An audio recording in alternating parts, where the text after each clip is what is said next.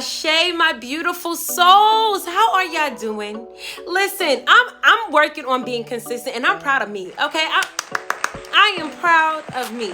Round of applause for her.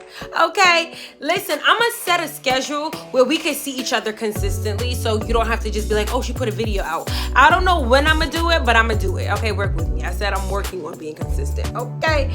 So as you can tell by the title, we are gonna dive deep into a discussion that by the title, you probably never thought of it like that. But, you know, your girl is here to open up your mind, to experience something different. So as you can tell by the title, depression is just stagnant energy. Yes, I said it. It is stagnant energy, meaning there is a block, there is a death happening in the natural flow of your emotions.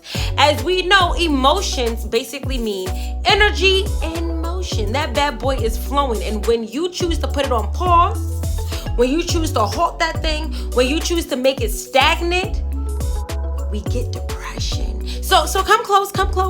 We're gonna talk about it, and I'm gonna create a safe space, and I want you to really think about what I'm saying, those who suffer from depression, because it's not a funny thing. It's not something to take lightly, but it is something to really dive into with an open mind and an open heart to receive the information that Spirit has bestowed upon me, and I'm gonna tickle you with it. I'm gonna just tickle you with it, okay? So I have my handy dandy notebook for all of my Blues Clues fans. Y'all remember blues? Listen, okay? All right, so I was looking up the word depression and I was like, okay, what does it mean? Give me some synonyms, give me a definition. And I found one from Mayo Clinic, and I like the definition. And it says, depression, in parentheses, disorder, is a mood disorder that causes a persistent feeling of sadness and loss of interest. Now, right there, come on. Depression is a mood disorder. It is a mood disorder. Clinical depression is mainly a mental disorder. People say like it's an illness. Because when I was looking up depression, I saw two different ones. I seen regular depression and then I seen clinical depression. I was like, oh. So clinical is more psychological, right? Whereas depression, like a lot of people may feel, is I'm feeling heavy and it's been like 2 days, but then that next day I'm ready to go. Whereas clinical, it can last for months, it can last for weeks, it can last for days, it can last, it's very persistent when it is a medical disorder. But when it's just depression, you feel it, you get it going, you're like, oh, I felt depressed, I'm gonna snap out of it. Unfortunately, some people don't snap out of it. And like I said, this isn't an easy topic to talk about, or it may not be easy for you to listen to, because I myself have suffered with depression, and you may be suffering with it, or you know somebody who's suffering with it. So we're gonna create a safe space. So that is the definition. I'm gonna read it again. And I might have this on the video where you could see and you could follow with me. Depression is a mood disorder that causes a persistent feeling of sadness and loss of interest. Now, what I like about that definition is it says that it is a disorder. And a disorder in my mind means that something is out of disarray. It means that something is not in order. Something isn't functioning the way that it should. So if you know that it is a mood disorder, then you could put your mind in a fun place to kind of think like, well, if it's a mood disorder, then maybe I'm not causing my mood to be in order and flow like it should be. I'm holding something still. I'm holding a thought or a negative feeling, and I'm persistent on that thing, which is causing me to feel sad. It's causing me to feel anxious and worried and depressed and lonely and confused. So right there, you could see that if it is a mood disorder and there's a persistent thing happening, then you could, before you get too deep into it, you could just listen to that definition and realize I need to do what? Change my mood so that it is what? In order. And I need to be persistent about changing my mood so that my order can be in alignment and then the depression can leave. Now that's just on a simple way. You may not be there yet, right? So let's go into some information. I was looking up anxiety because I suffered with anxiety, and I wondered, do people who suffer with anxiety also suffer with depression? Ironically, they do. They actually do. Nearly 1/2 of people diagnosed with depression also have anxiety disorder. Another disorder. There is something out of order which is causing anxiety and depression. So my little mind got a little curious, and I was like, well, what is anxiety? Why do we feel this, and what happens? Now, anxiety is an intense, excessive, and persistent worry and fear about everyday situations, and some effects can be fast heart rate, sweating, rapid breathing, feeling tired. All of that is an anxiety attack. So now that we got the information out, let me talk to you. Get comfortable. Relax. We're gonna just have a conversation. Emotions are a funny thing. Emotions come and go. It is a natural flow, right? You feel happy one moment, something happens, you can feel sad the next, something happens, you can feel angry the next, something happens, you can be in love the next, something happens, you're happy. There is a flow of occurring events that changes your emotions, right? When you look at it like that, then you understand, just like everything, it is just energy in motion. When you're happy, something can happen that causes you to be sad, and that means it's flowing, and then something can happen and it goes back up, and now you're happy again, and now it's flowing, and it just flows. It flows. It's nothing it's nothing that you're supposed to hold tight to and stop it. It's not supposed to be that way. When I started to feel depressed, I realized that I was stuck in something, my head. I noticed that I was stuck in old thoughts that made me feel bad, that made me feel angry, that made me feel sad. And for some reason, I kept powering up those thoughts. As it says, it's persistent. I was persistent in thinking these sad thoughts, and I did not know why. And when I realized it, I was like, one sad thought is now giving birth to another sad thought, which is giving birth to another sad thought. And I'm seeing that the flow is still happening. It's still flowing, but it's flowing in a negative direction, which gave this big bubble of depression. And the way that I got out of it was I stopped allowing depression to take over me, and I did something that I want you to take from me. If you don't take anything else, I became an observer of that energy. I became an observer of what I was feeling and what I was thinking. It was kind of like I snatched myself out of myself, and I was like, wow, I'm really thinking these negative thoughts. I'm really on a persistent roller coaster right now. Like the ball is rolling, I'm going. I am fueling these persistent negative thoughts, and I watch my depression get bigger and bigger. And when I became an observer, I said, I don't want to feel that. And I said it just like that. I didn't get any umph. I was just like, I don't want to feel it. See, some of us have been so depressed that we don't have enough energy to even smile about it, talk ourselves out of it. So sometimes you got to live in the same place that's causing the chaos, which is your brain. Sometimes you have to be an observer without even speaking. You just got to acknowledge, I feel depressed, but I don't want to feel depressed. And yes, it is a battle, but it's a battle because it's a disorder. So you have to find the order. And how do you find order when there's chaos going on? You have to detach from what's happening and become an observer of what you're feeling. See, some of us are so quick to label emotions. I feel depressed. I feel sad. I feel angry. I feel happy. I've learned when you just observe what you're feeling and not label it as anything permanent, you give it space to flow. You give it room to go where it needs to go. A lot of us get nervous when we feel an inkling of depression. So guess what we do? We shrink. We go into, we get cold, right? We pause and we're like, oh shit, it's here. It's here. Instead of saying, I feel that. All right. Let me focus on what I'm doing. It's going to flow the way it came. Or some of us hear it, we feel the energy of depression coming, and we don't even question, like, well, what are you showing me right now? Why are you here right now? I've learned that when you question these emotions, they will respond. They will tell you what you're doing and why they're here. When you look at your emotions as experiences and lessons, you are less likely to take it on as a personal attack against your well-being. You are easier to see it as, okay, you're teaching me something. Every time I felt an energy of depression, I was either out of flow with what I was supposed to do for the day or for that moment. I was allowing somebody to dictate what I was supposed to do or wasn't supposed to do. I was doing something that was not in alignment with what I said I was going to do, or I was romanticizing the past, or I was living too far in the future. There were always answers. Every time I asked, why do I feel angry right now? Why do I feel depressed? Why do I even feel happy?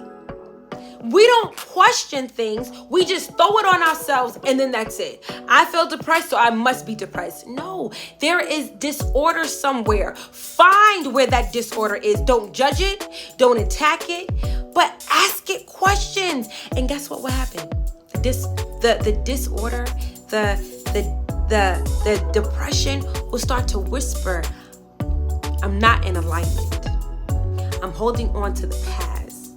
I'm still reliving hard times that I know I've gotten out of. I'm dealing with people who are triggers. I'm being triggered. It will throw the answers because it wants to flow through you. It doesn't want to rest inside of you. It doesn't want to sit inside of you and just build up. Because you know what happens? Depression starts to take over the body. Kidney failure, liver failure, heart attacks.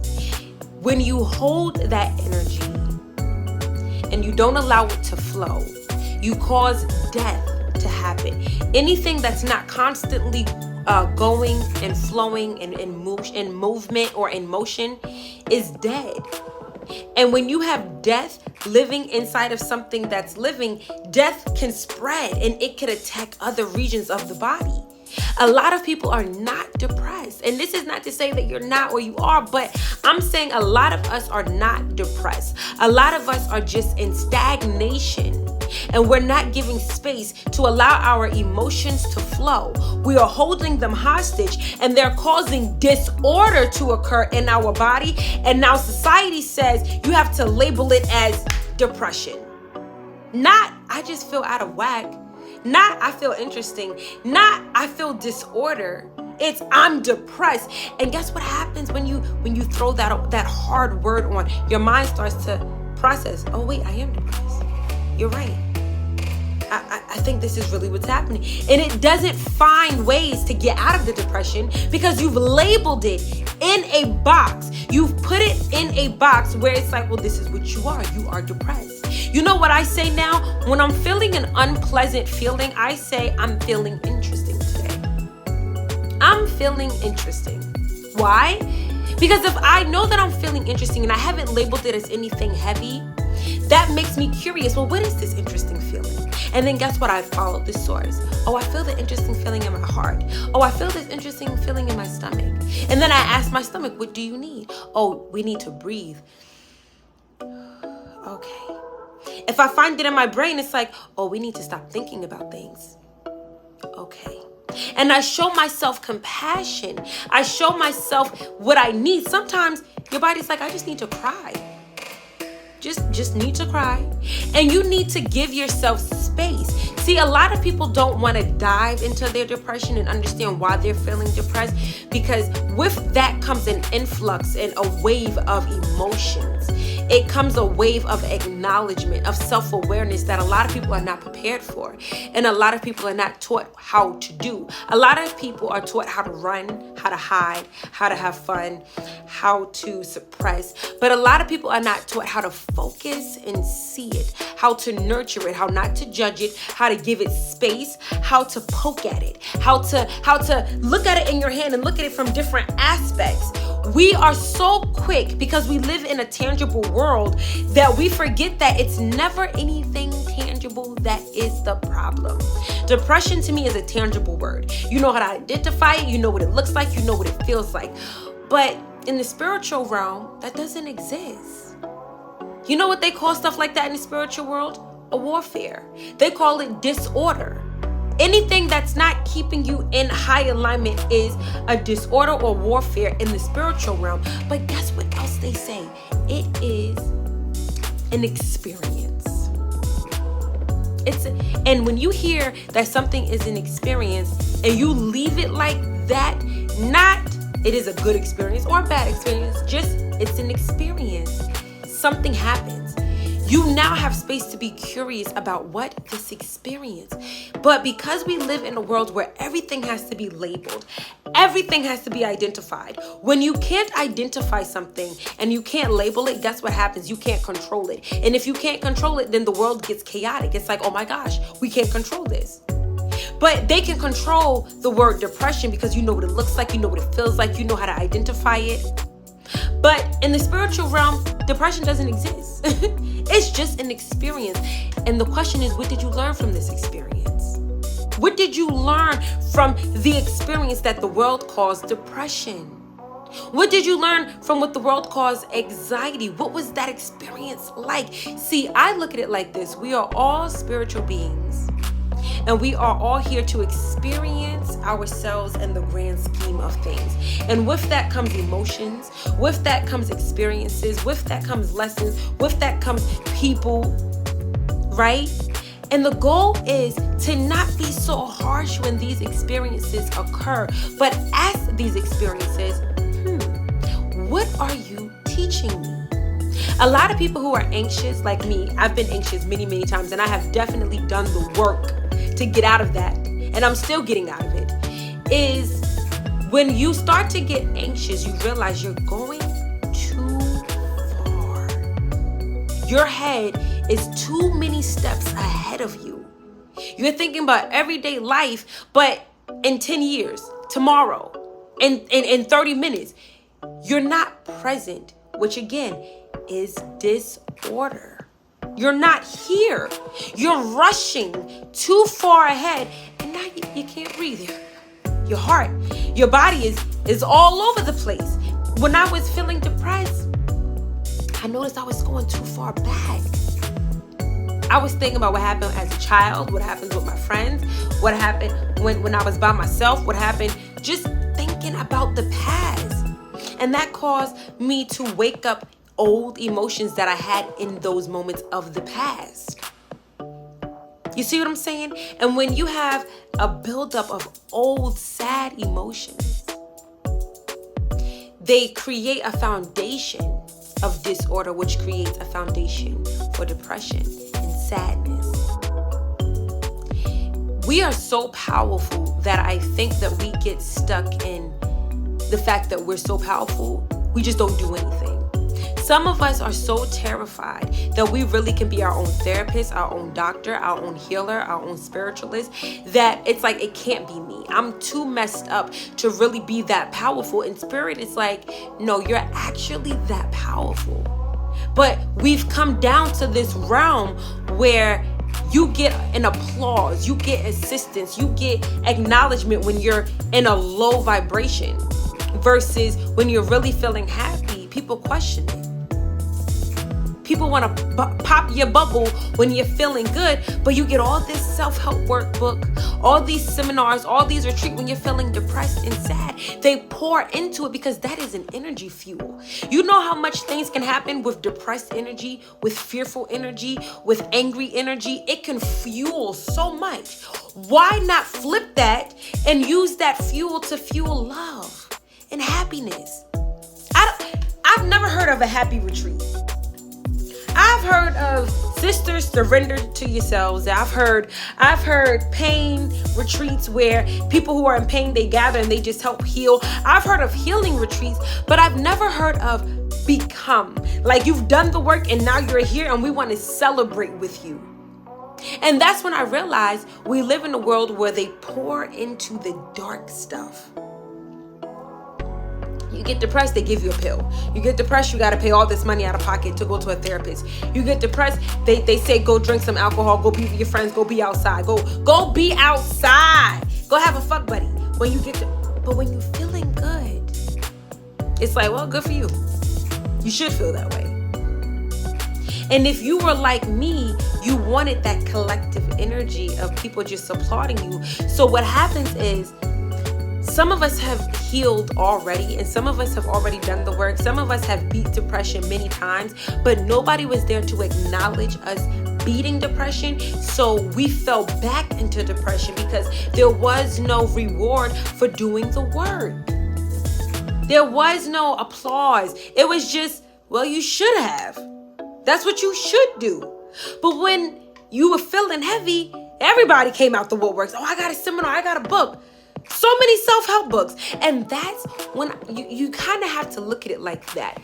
Your depression is fueling more of this energy that you don't want. So why are you attracting it? Why? I told myself I'm done buying self-help books. I don't want them. I may buy a book on being a star seed, being a medium, being a life coach, stuff like that. But to help me as a whole, I have enough. And I was like, I'm fueling this aid that I need so much assistance. Spirit has told me numerous times, it's not as hard as you think it is. Everything starts and ends with you. And when you start to meditate on everything begins and ends with me, everything begins and ends with me, you start to waken up that God-like energy. You start to be more mindful with what you're doing, who you're listening to, what you're listening to. You start to become more of an observer than a victim. Depression, fear, anything that's heavy is stagnant energy. And all that it is asking is let it flow. You know what's interesting? And this is just what came to me. When you're happy, you usually can stay happy because you're not holding on to that happiness.